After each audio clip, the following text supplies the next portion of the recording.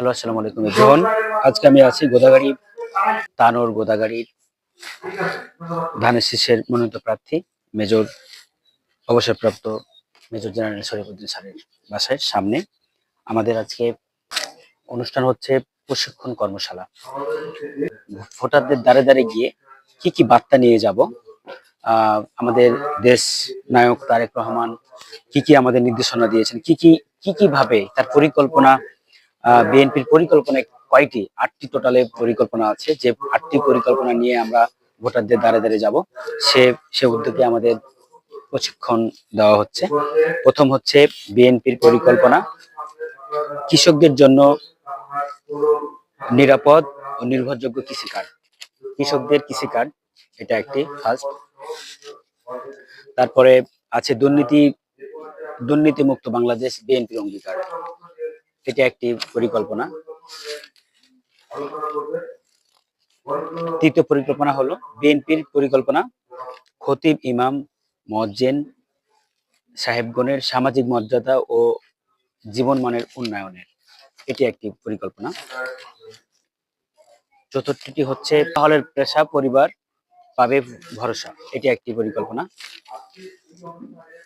পঞ্চম পরিকল্পনা হলো যে আনন্দময় শিক্ষা, দক্ষ জনশক্তি ও আধুনিক বাংলাদেশ।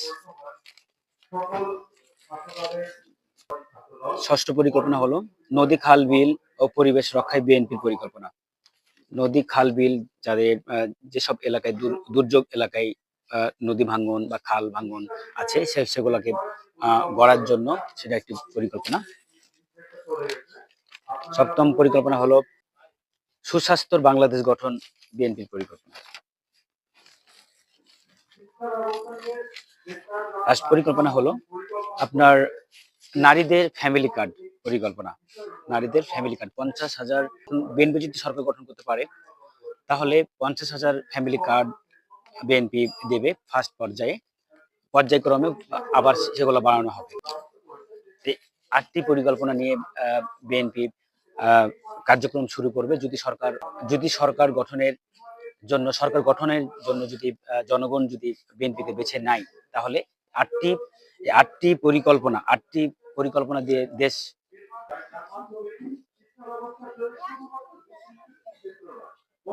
আমাদের রাজশাহী 1 আসনে গোদাগাড়ি তানোর, গোদাগাড়ি তানোর 1 আসনে ছাত্রদল কর্তৃক আয়োজিত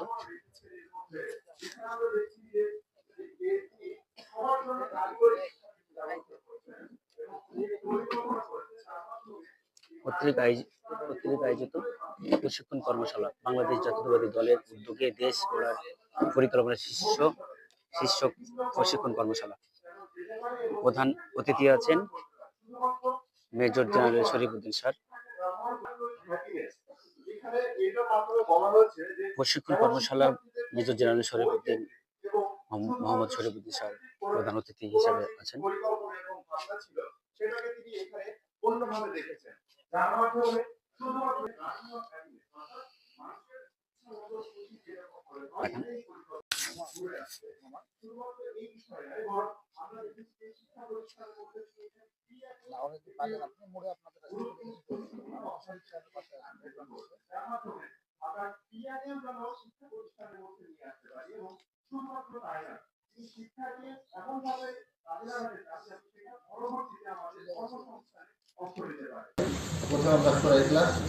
এবং দুরূহ শরীফ একবার পাঠ করছি।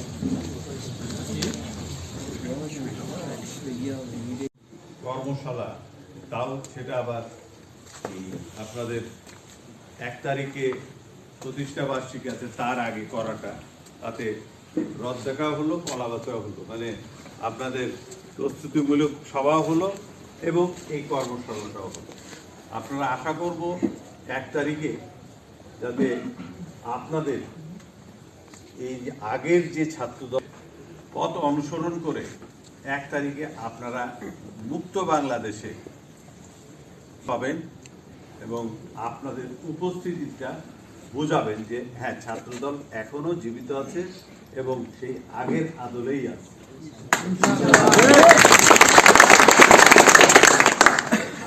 এখন একটু ব্যতিক্রমী ধর্মী, এটা যদি সুপার 5 আসেন তাহলে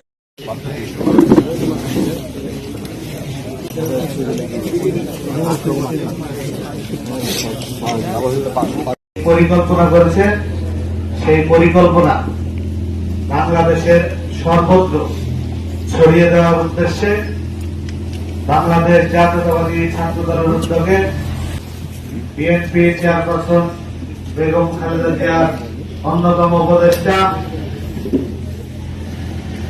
বিএনপি মনোনীত প্রার্থী রাজশাহী 1 গোদাগাড়ী তানর এবং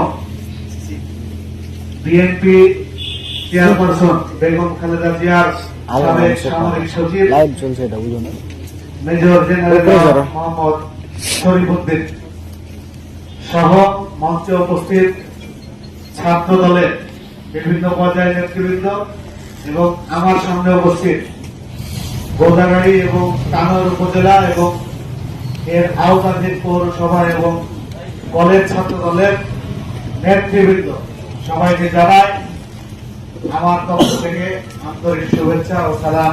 আসসালামু আলাইকুম। এই উপস্থিতি আজকে অনেক শীতের মধ্যে আমরা আমাদের এই কর্মশালা পরিচালনা করছি। ইতিমধ্যেই প্রথম বিষয় ফ্যামিলি কার্ড নিয়ে আপনাদের সামনে বক্তব্য উপস্থাপন করেছেন আমাদের জেলা ছাত্র দলের সদস্য সচিব আলামিন ভাই।